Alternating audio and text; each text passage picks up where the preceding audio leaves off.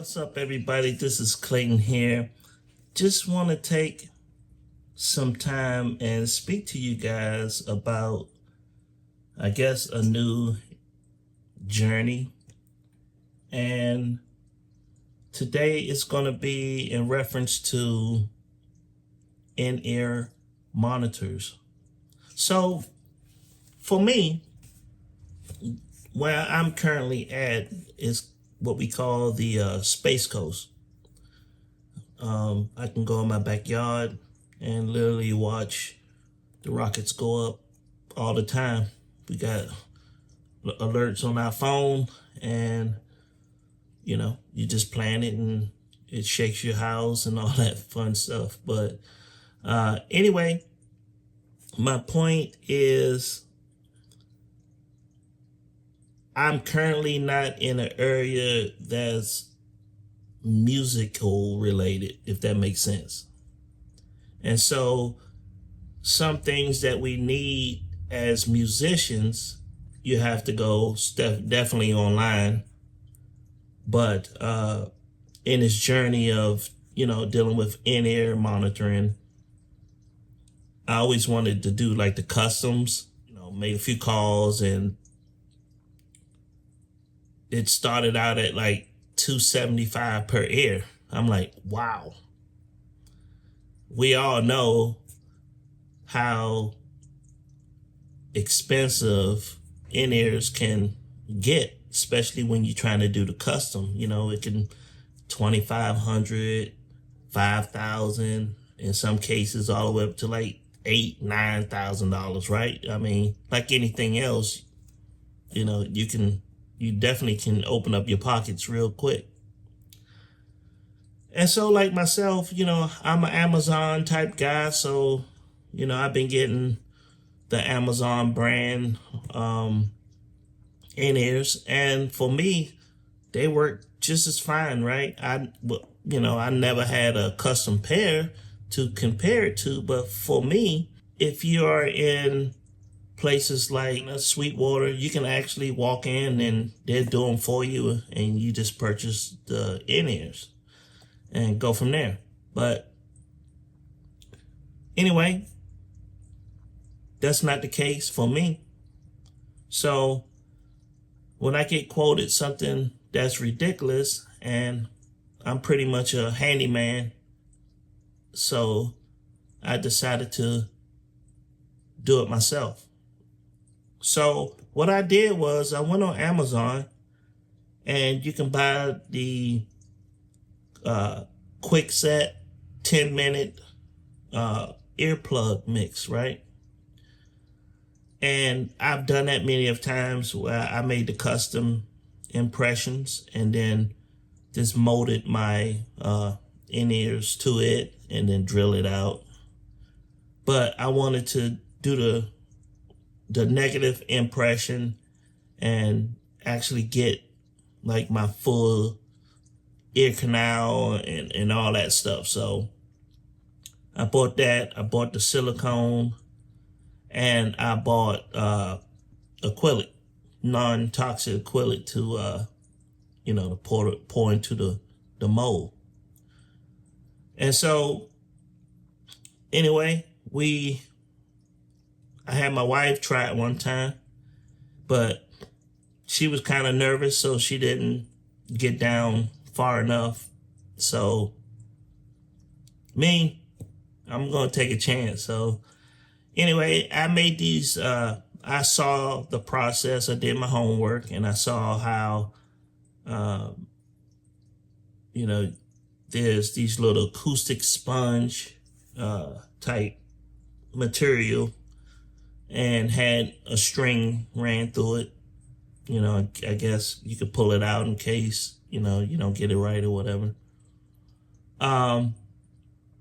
So I created that. I took some sewing thread and a needle and put the loop in it and pulled it. And so then I took a Q-tip, and I took the string and put the foam on top of the Q-tip, and pulled the string and held it like that. And then I just stuck it in my ear and then used the Q-tip to get it kind of wedged down in there.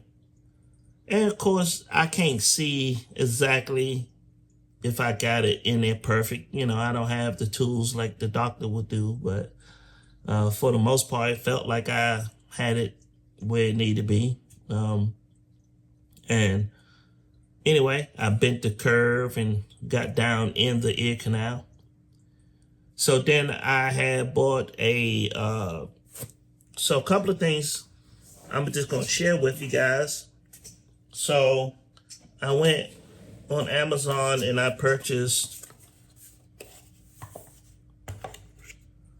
this tool right here. This is 4 ears. And I actually have a piece of ear putty right here. And so what you do is you take these two, you mix them together. And in this case, I had the tan. So you knead it together to the white disappear and it's just tan. And then you take it and you force it down in this tube. And then you put the syringe in there, right? So then I stick this in as deep as I can. And then you push. And you'll feel it like your ear just, you'll stop hearing. And you just keep pushing and you feel the pressure. And I push a little bit just to make sure that I'm getting down in there. And eventually you'll feel, it come out of the ear. And then I get around the outer part of the ear. And then I take my finger and just start molding it to the shape of the outer and get it kind of flat. And, you do that for both sides. Then once you complete that, then the next step is, it takes about, I did 15 minutes. It only takes 10 minutes, but I want to make sure it's extra secure. Now, when you go to pull out, you have to be cautious because it creates a suction. And when I first did it, pulled, I was like, uh-oh. Whoa. I'm like, is this stuck? But no, what you do is when you pull slightly where you feel a little bit of the pressure, and then, but I twist. And when you twist, you break that seal, and then you can pull it out. But, that's just a cautionary thing there. Be careful because you can hurt your ears very bad doing this. So you got to be cautious, right? But anyway, so like I said, then you actually got the ear impressions. And the goal is you want to get down and make the bend. And then that's when you know that you actually are deep enough. I got the mold stuff, which is here. This and this. Just like the putty, A and B on this, A and B. You can get you some, I do airbrush stuff sometimes. And so I got these little cups. So you just take, you want to have one for A, one for B, and then you want to have a bigger container because you're doubling. You mix it to, it turns greenish color. And once you got it there, then you take a cup, 2 cups, and put your impressions with the flat side laying flat. And then you pour the solution, the mold silicone over the impressions. It takes about, I would give it 4 hours to cure. And once it cures, then you take a razor blade or a X-Acto knife or something like that, and then you kind of go around the edges to loosen up the impression out of the mold. And then you start separating it. And then there's some areas where it kind of sticks to the mold. So you just take your X-Acto knife and just kind of bump that off, and finally you'll pull it out, and then you'll have the negative. So then once you got the negative, you have to protect the air piece, right? And then you got a 2-pin or whatever, that MCC, whatever it is, but you got your different connection that you got to protect. And so what I did was I used shrink wrap, clear shrink wrap, and just mold it. That way, when it dried, when the silicone hardened, you just drill till you get to the opening of the air at the bottom. And you got to be careful because there's an armature at the tip of that, the opening of your ear monitor.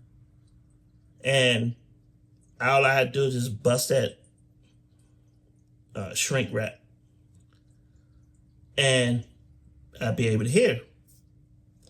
And on the connection part, I had a shrink wrap that fit the side of the connection, and I shrink wrapped it too to create a seal so that the silicone don't get into it. But when I poured the mold, I didn't go up as high. But anyway, let me grab.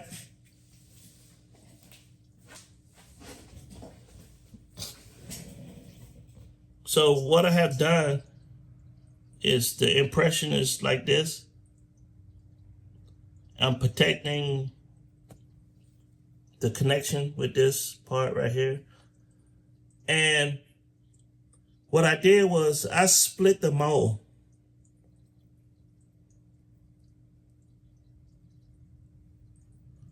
You can see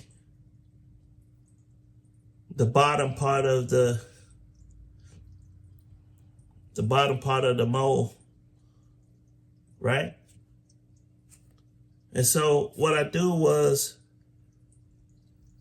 just go like this to loosen it up.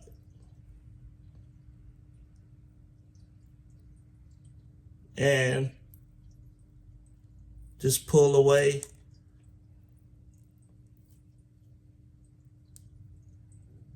Pull away the ear.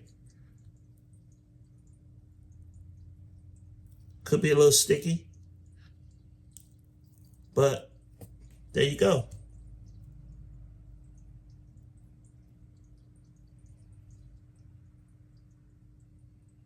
All I gotta do is just cut all this off.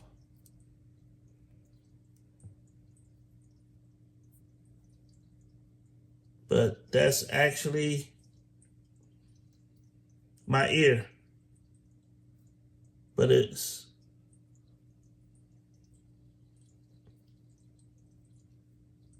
so I hope you guys can see that. That is a custom in-ear. Now, the next step is to take, I have a Dremel.